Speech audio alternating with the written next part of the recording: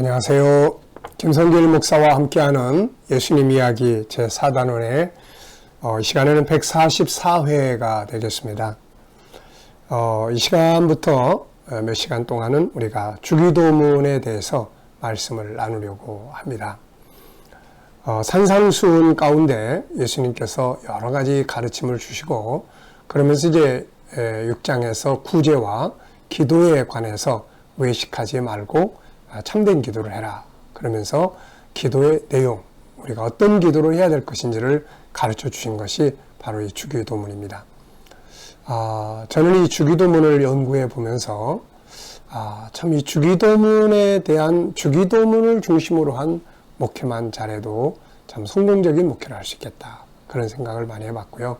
우리들의 삶도 역시 주기도문을 딴 거 다 몰라도 주기도문을 중심으로 우리의 삶을 살아간다면 훌륭한 신앙생활 잘할 수 있겠다는 생각을 해보게 됐습니다.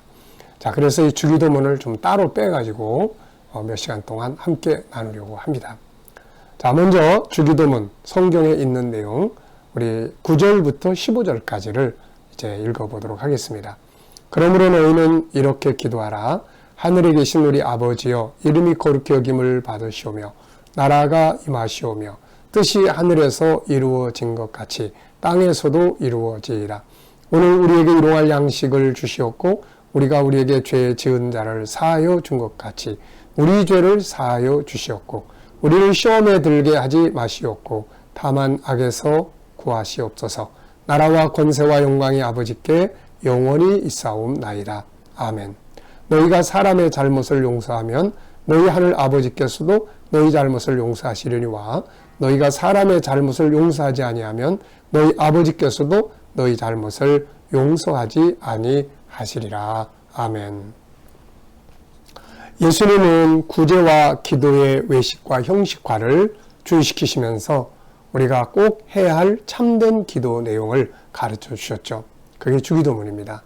신앙생활을 하는 우리 모든 성도들 또 하나님의 사람들은 이 기도문을 꼭 기억하고 기도의 기준으로 삼아야 하는 것이죠. 이 시간에는 먼저 주기도문의 특징과 구조에 대해서 먼저 살펴보도록 하겠습니다. 자, 먼저 주기도문의 특징은 무엇일까요? 주기도문은 단순한 기도가 아니고 우리 천국 백성들, 하나님 나라의 백성들, 모든 성도들이죠. 또 특히 천국운동의 일꾼들이 꼭 해야 할 기도입니다. 세 가지의 특징을 가지고 있습니다.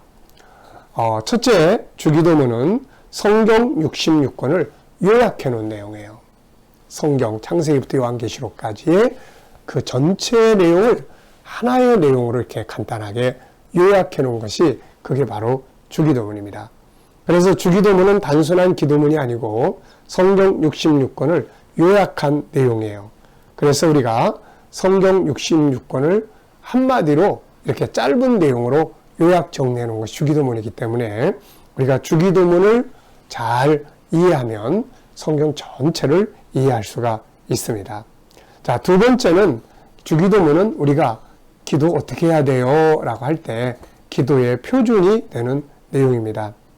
기도는 자녀가 부모에게 대화하는 것이죠. 그런데 그 내용을 보면은 어린 아이였을 때의 대화하고 나이가 들어서 성숙했을 때의 대화가 많이 다르죠. 어렸을 때는 자기 이익만을 추구하려고 그러고 자기 필요한 것만 요구하게 되고 막 떼쓰고 그러지 않습니까?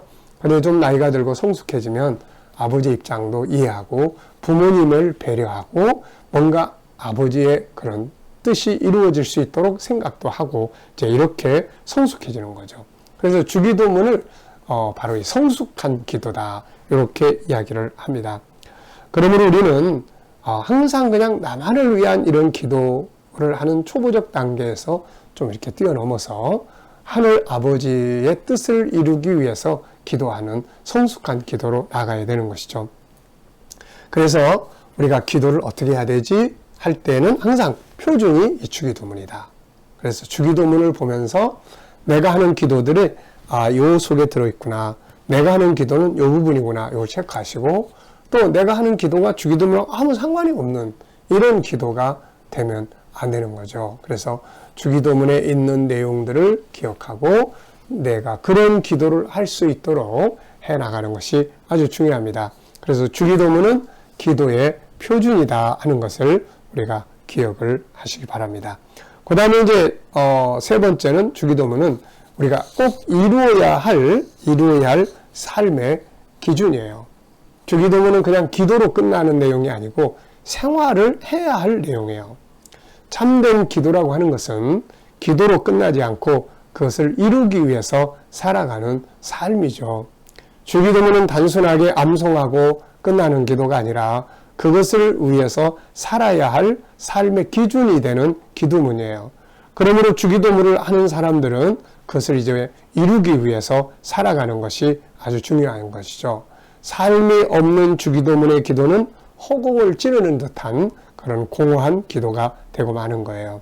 그러므로 우리는 항상 주기도문 속에 있는 내용들을 내가 어떻게 살아야 될 건지, 내가 어떻게 그걸 이루기 위해서 참여할 것인지 이걸 생각하고 점검하고 실천해 나갈 수 있어야 합니다. 자, 주기도문의 세 가지 특징. 첫째는 성경 66권을 요약해 놓은 내용이다. 둘째는 우리 기도의 표준이다. 기준이다. 세 번째는 우리가 살아야 될 생활의 기준이다 하는 것을 우리가 기억하시기 바랍니다. 그래서 주기도문을 이제 쭉 정리를 해보면 구조가 8가지로 이루어져 있습니다. 물론 해석하는 분들에 따라서 몇 가지로 분류할 수도 있지만 일단 여기서는 8가지로 구분을 했습니다. 참고로 신천지에서는 주기도문을 엄청 많이 활용을 합니다. 자기들에게 맞게끔 해석을 하는 거죠. 예를 들면 뜻이 하늘에서 이루어진 같이 땅에서 이루어지이다. 그래서 요한계시록을 하나님이 계시해 준 내용이 이 땅에서도 그대로 이루어진다 해서 결국 사도 요한이 하늘에서 보았던 그 장면, 이 14만 4천을 12지파에 의해서 이루어지는 그걸 이 땅에서도 만들어야 된다. 이런 식으로 해석을 해버립니다. 그러다 보니까 자기들의 교리를 합리화시키기 위해서 주기도문을 사용하고 있어요. 그래서 우리 성도들이나 또 우리 주의 종들이 주기도문에 대해서 잘 이해하는 게 중요하고 특히 주기도문을 알아봐야 되겠다 해서 인터넷 두들겨서 들어가면 많은 부분이 신천지가 해석해 놓은 내용들이에요. 그래서 굉장히 위험한 것이니까 인터넷 속에서 이 주기도문에 대한 해석을 찾으려고 하거나 그렇게 하지 마시고 또 우리가 올바르게 해석해 놓은 그 성경 주석들도 있고 많이 있으니까 거기에 근거해서 이렇게 살펴보시면 되겠습니다. 아주 신천지는 이거를 특히 하늘의 뜻이 땅에 이루어지는 사도 요한이 본 건 하늘의 뜻을 본 거고 사도 요한이 본 14만 4천을 이루는 그게 12지파에서 이루어지는 이게 이 땅에서 이루어야 된다. 그래서 자기가 그걸 이루는 사람이다. 이렇게 해석을 해버리고 있는 거죠. 굉장히 아주 그냥 엉망진창 자기들에게 맞게끔 갖다 붙여버리는 것입니다. 이게. 그래서 아주 조심해야 되겠죠. 자, 주기도문은 이제 8가지 구조로 이렇게 정리해 볼 수가 있는데요. 첫째는 하나님의 이름이 거룩하게 인정받기 위해서 기도해야 된다.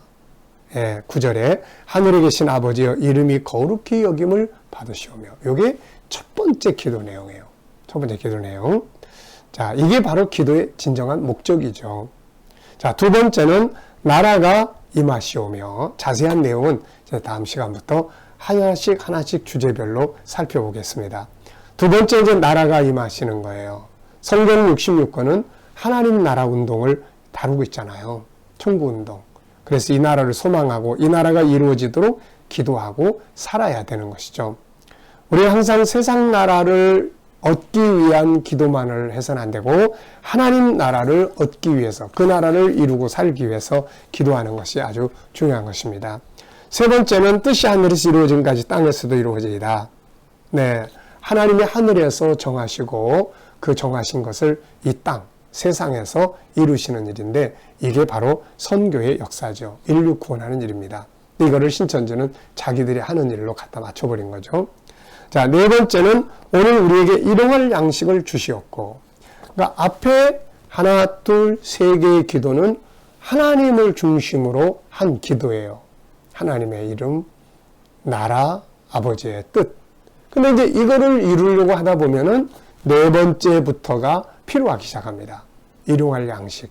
일꾼들이 이거 있어야 되잖아요. 그래서 때로는 이게 단순한 먹고 마시는 것만이 아니라 하나님 나라 운동을 이루기 위해서 필요한 도구들이죠.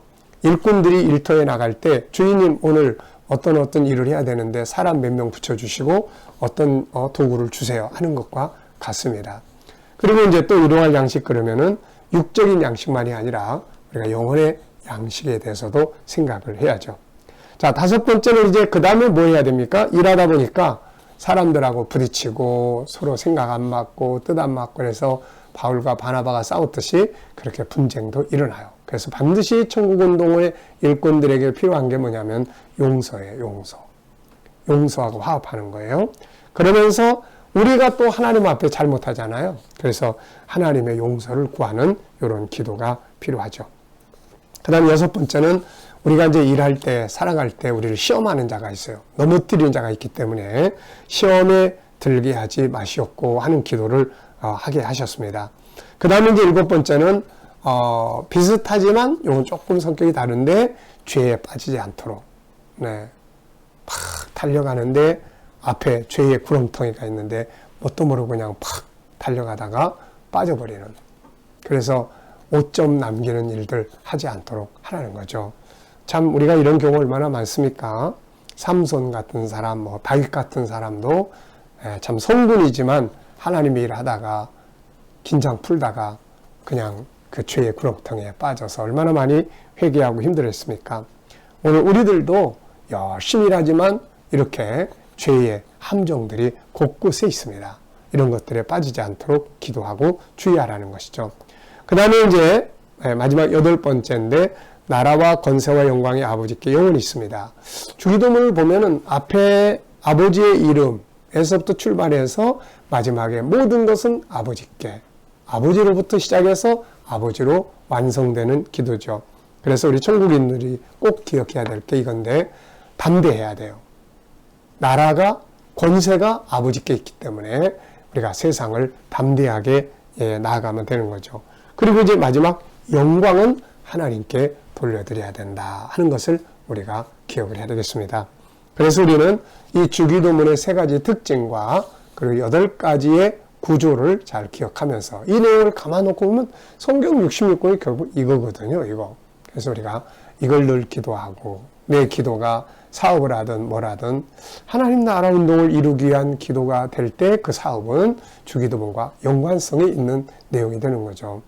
그래서 이 세 가지의 특징과 여덟 가지의 구조 잘 기억하시면서 이 주기도문을 우리가 기도하고 생활을 해야 되겠습니다. 이 시간 말씀은 여기서 마치겠습니다. 다음 시간부터는 하나씩을 살펴보도록 하겠습니다. 감사합니다.